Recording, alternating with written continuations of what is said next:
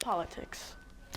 It's something that schools try to avoid all the time, but with everything that's happening right now, with the presidential debate, the election, and the candidates, it's something that we can't avoid anymore. I want to begin tonight with the issue that voters repeatedly say is their number one issue, and that is the economy and the cost of living in this country. So I was raised as a middle-class kid, and I am actually the only person on this stage who has a plan that is about lifting up the middle class and working people of America. I believe in the ambition, the aspirations, the dreams of the American people. And that is why I imagine and have actually a plan to build what I call an opportunity economy. Because here's the thing. We know that we have a shortage of homes and housing, and the cost of housing is too expensive for far too many people. We know that young families need support to raise their children, and I intend on extending a tax cut for those families of $6,000, which is the largest child tax credit that we have given in a long time, so that those young families can afford to buy a crib, buy a car seat, buy clothes for their children. My opponent has a plan that I call the Trump's sales tax, which would be a 20% tax on everyday goods that you rely on to get through the month. Have no sales tax. That's an incorrect statement. She knows that. We're doing tariffs on other countries. Other countries are going to finally, after 75 years, pay us back for all that we've done for the world. And the tariff will be substantial in some cases. I took in billions and billions of dollars, as you know, from China. In fact, they never took the tariff off because it was so much money they can't. It would totally destroy everything that they've set out to do. They're taking in billions of dollars from China and other places. They've left the tariffs on. When I had it, I had tariffs, and yet I had no inflation. Look, we've had a terrible economy because inflation has, which is really known as a country buster. It breaks up countries. We have inflation like very few people have ever seen before, probably the worst in our nation's history. We were at 21%, but that's being generous because many things are 50, 60, 70, and 80% higher than they were just a few years ago. This has been a disaster for people, for the middle class, but for every class. On top of that, we have millions of people pouring into our country from prisons and jails, from mental institutions and insane asylums, and they're coming in and they're taking jobs that are occupied right now by African Americans and Hispanics, and also unions. Unions are going to be affected very soon. And you see what's happening. You see what's happening with towns throughout the United States. You look at Springfield, Ohio. You look at Aurora in Colorado. They are taking over the towns. They're taking over buildings. They're going in violently. These are the people that Xi and Biden led into our country, and they're destroying our country. They're dangerous. They're at the highest level of criminality, and we have to get them out. We have to get them out fast. I created one of the greatest economies in the history of our country. I'll do it again, and even Everyone has very strong opinions. Everyone has different things to say about the different candidates. I think he's a very, like, he clouds a couple points he has with lots of crap, and the points he has are pretty bad, yeah. I think the whole time she was trying to defend herself against Trump, which is unfair, but she did make more valid points than him.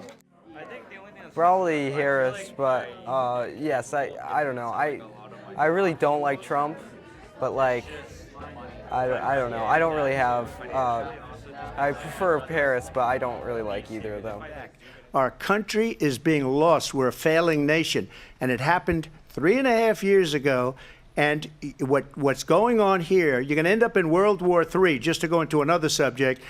What they have done to our country by allowing these millions and millions of people to come into our country, and look at what's happening to the towns all over the United States. And a lot of towns don't want to talk. It's not going to be Aurora or Springfield. A lot of towns don't want to talk about it because they're so embarrassed by it. In Springfield, they're eating the dogs, the people that came in. They're eating the cats. They're eating the pets of the people that live there. And this is what's happening in our country, and it's a shame. As far as rallies are concerned, as far as the reason they go is they like what I say. They want to bring our country back. They want to make America great again. It's a very simple phrase, make America great again.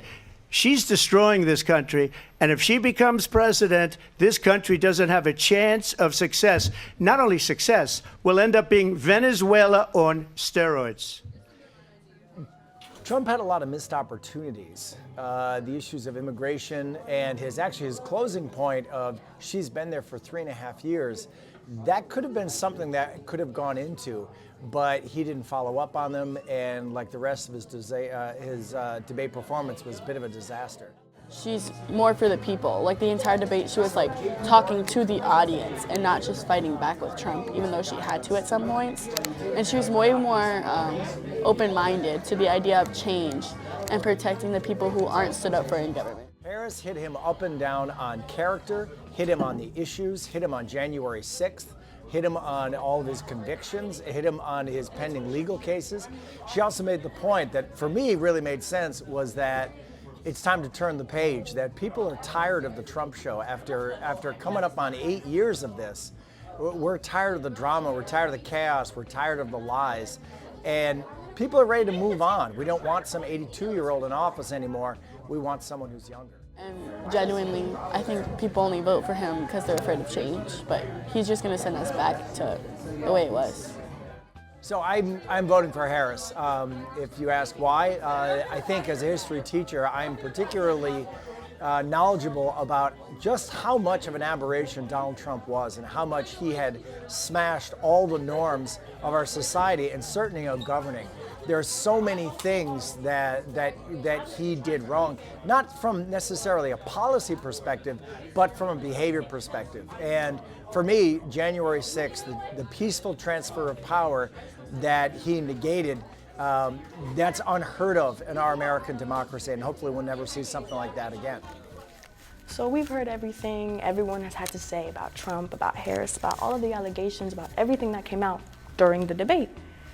This election year has been the craziest year. This is probably the only debate that we'll have this entire election year. And we see politics as something that we like to shelter and keep away from schools, but it is good to have older kids who are preparing to vote, who are about to register, to hear all this information, to see it, to have opinions.